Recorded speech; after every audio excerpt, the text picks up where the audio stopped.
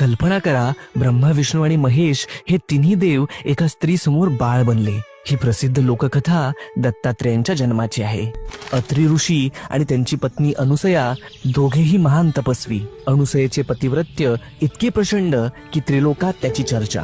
एकदा नारद मुनींनी त्रिलोकी फिरत असताना देवलोकांमध्ये अनुसयेच्या पतिव्रत्याची खूप स्तुती केली. ती स्तुती ऐकून देवी सरस्वती, लक्ष्मी आणि पार्वती यांना मत्सर वाटू लागला. आमच्यापेक्षा कोणी श्रेष्ठ? त्यांनी आपल्या पतींना भाग पाडलं की जाऊन अनुसयेची परीक्षा घ्या.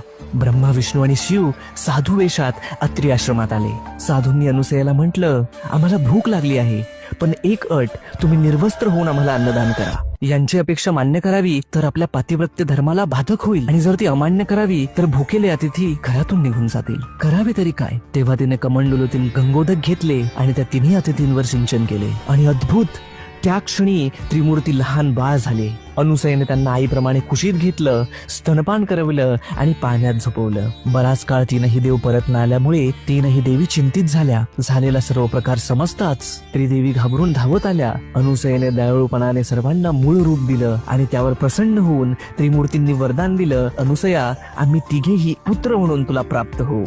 आणि अशा प्रकारे जन्म झाला त्रिगुणात्मक त्रयमूर्ती दत्त भगवान यांचा. श्री गुरुदेव दत्त.